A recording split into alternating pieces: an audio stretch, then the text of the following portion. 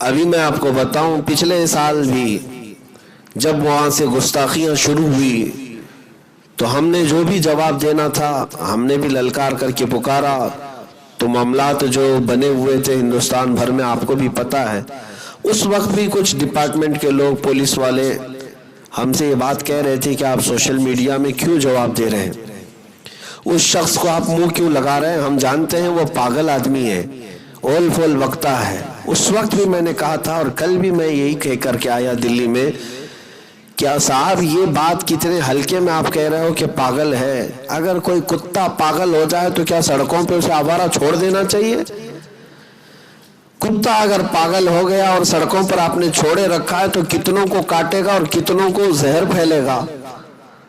تو یہ تو ناانصافی آپ کر رہے ہیں کہ اگر کوئی پاگل ہے تو اسے ہونا کہاں چاہیے؟ مندر میں نہیں، پاگل خانے میں۔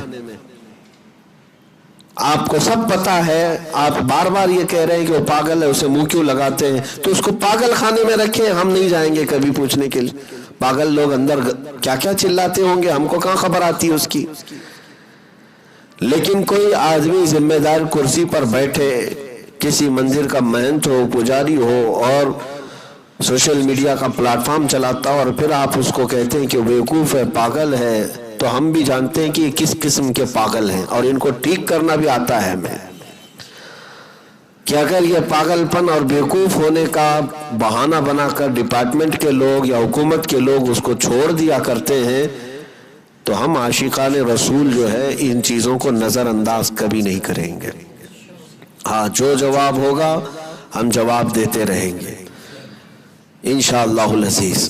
یہ بات کی وضاحت ضروری تھی، کلیریفیکیشن ضروری تھی کہ بہت سارے لوگ جو اپنے آپ کو سنجیدہ کہتے ہیں، اپنے آپ کو بہت ہی مہذب کہتے ہیں، وہ ان باتوں کے مشورے بھی دیتے ہیں کہ ضروری نہیں ہے وہ ان کا جواب دینا۔ مجھے تاریخ کی کسی کتاب سے بتا دیں کہ پاگل لوگ گالی دیتے رہیں تو ضروری نہیں ہے کہ جواب دیا جائے۔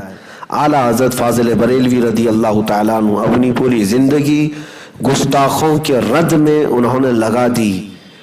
فاضل بریلوی رضی اللہ تعالیٰ عنہ کی کتابیں اٹھا کر کے دیکھیں، ان کے سامنے بھی جو گستاخیاں کر رہے تھے وہ ایسے لوگ تھے جن کی باتیں آج بھی کتابوں میں لکھی ہوئی ہیں، اونچی حرکتیں کرنے والے، جاہلوں جیسی حرکتیں کرنے والے۔ تو کیا ایک عاشق رسول، ایک امام ربانی نے یہ کہہ کر چھوڑ دیا کہ وہ نرے جاہل لوگ ہیں، بد اخلاق لوگ ہیں، اونچی حرکت کرنے والے ہیں، ان کی بات کون سنے گا؟ نہیں، ہمارا فریضہ یہ ہے کہ نبی پاک صلی اللہ تعالیٰ علیہ وسلم کی طرف اگر کوئی انگلی اٹھی یا تیر چلا تو یہ نہیں دیکھا جائے گا کہ وہ پاگل نے چلایا ہے، جاہل نے چلایا ہے، بلکہ ہم اگر حضور سے محبت کرتے ہیں اور حضور کی محبت کا تھوڑا حصہ بھی تمہارے سینے میں ہے تو جواب دینے کے لیے آپ کھڑے رہیں گے۔ یہ ہے ناموس رسالت کی حفاظت کا مسئلہ۔ اب ان تمام باتوں کے بعد مجھے جو بات عرض کرنی ہے وہ یہ ہے، ان کو باضابطہ حکومتیں فنڈنگ بھی کرتی ہیں، بیکنگ بھی کرتی ہیں، کینیڈا کی حکومت اور کئی ایسی حکومتیں یورپ کی ہیں جہاں پر اس طرح کے لوگوں کو پالا جاتا ہے، انہیں تحفظ فراہم کیا جاتا ہے۔ حضور پاک صلی اللہ تعالیٰ علیہ وسلم کی شان میں گندی گندی باتیں کتابوں میں لکھنا، ویب سائٹ بنانا، لانچ کرنا اور ان کو سوشل میڈیا پر پھیلانا، اس کا ایک باضابطہ ایک سیل بنا ہوا ہے، اس پر کام بھی چلتا ہے، ایک تو نہیں 50 ویب سائٹ اس پر چل رہی ہیں، ان کو فنڈنگ بھی آتی ہے، بیکنگ بھی ہوتی ہے۔ اور یہ شک و شبہ پیدا کرنا، ہماری تاریخ پر حملے کرنا، حضور پاک کی ذات پر حملے کرنا، میں آپ کو بتاؤں یہ صرف اور صرف گالی نہیں دیتے بلکہ وہ ہمارے دین میں سے کتابوں کو توڑ مروڑ کر کے یا روایتوں کو توڑ مروڑ کر کے ایسا پیش کرتے ہیں تاکہ تمہارے ذہن میں بھی وہ گالی بیٹھ جائے، نعوذ باللہ من ذالک۔ تو یہ چیزیں بہت سالوں سے چل رہی ہیں، لیکن اسلام کو آج تک ان گستاخوں سے، ان بدبختوں سے کوئی نقصان نہیں۔ اسلام پھل پھول رہا تھا، آج بھی پھل پھول رہا ہے الحمدللہ۔ ہماری تعداد میں کبھی کمی نہیں، اضافہ ہی ہوا۔ قتل و غارت بھی ہوئی، مارے بھی گئے، لیکن الحمدللہ اسلام تھا، اسلام ہے اور اسلام رہے گا۔ ہاں، یہ صرف اور صرف چند انسانوں کا بیٹھ کر کے بنایا ہوا کوئی دھرم نہیں ہے، یہ خدائی قانون کا نام ہے۔ جس نے ہمیں پیدا کیا اسی نے ہمیں یہ دین بھی دیا۔ تو اب میں آپ کو بتاتا ہوں آج کل جو چل رہے حالات ہندوستان بھر میں، خاص طور پر ان تمام زہریلے مواد کو جو نشر کیا جا رہا ہے سوشل میڈیا پر، اور نبی پاک صلی اللہ تعالیٰ علیہ وسلم کو ٹارگٹ کرنا، اسلام کو، قرآن کو، خدا کی ذات کو، اور یہاں پر بھڑکانا جس کو کہتے ہیں کمیونل ہارمونی کو ڈسٹرب کرنا، یہ باضابطہ پلاننگ کے ساتھ کیا جا رہا ہے۔ یہاں پر بھی حکومتیں سپورٹ میں ہیں ان گستاخوں کے، کہ انہیں باضابطہ چھوٹ دی جاتی ہے کہ جو دو سمودائے میں لڑا سکتے ہوں، نفرت پھیلا سکتے ہوں، ایسے لوگوں کو۔ ایسے ہی کئی دنوں سے ہم یہاں پر دیکھ رہے ہیں ہندوستان میں کچھ تو چھپے ہوئے ہیں جو فیک آئی ڈی سے ویب سائٹ بنا کر یا پھر سوشل میڈیا اکاؤنٹس بنا کر اس میں بھدی چیزیں ڈالا کرتے، گندی گالیاں، ان کو سائبر کرائم کبھی اگر وہ ڈیٹیکٹ ہو جاتے ہیں تو بند کر دیتے ہیں یا کارروائی ہوتی ہے۔ لیکن کچھ کھلے سانڈ ایسے ہیں جو پوری دنیا میں پہچانے بھی جاتے ہیں، ان کا نام بھی ہوتا ہے، اور باضابطہ وہ اپنے آقاؤں کی حمایت میں بیٹھ کر کے ایسے بیانات نشر کر رہے ہیں۔ اور یہ ابھی فی الحال 2018-19 سے ہندوستان میں کچھ زیادہ ہی ہونے لگا۔ تاریخ میں ایسی گندی گالیاں اسلام کے متعلق یا بانی اسلام کے متعلق کھل کر کے کوئی اپنے پروفیشنل نام کے ساتھ نہیں کرتا تھا، جیسے آج کا وہ پاکھنڈی نرسنگ آنند کرتا ہے۔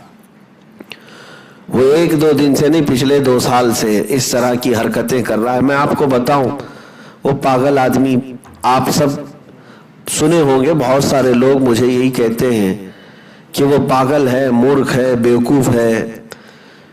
ابھی جو حالات ہوئے اس کے جواب دینے پر میں آپ کو ایک بات کی وضاحت کر دیتا ہوں۔ کچھ علماء بھی یہ کہتے ہیں وہ احمق ہے، پاگل ہے، اس کا دماغی سنتولن بگڑا ہوا ہے، وہ کچھ اول پھول بکتا رہتا ہے۔ ایک بات یاد رکھنا، جاہل ہونا، پاگل ہونا، بیوقوف ہونا اور ہے، گستاخ رسول ہونا اور ہے۔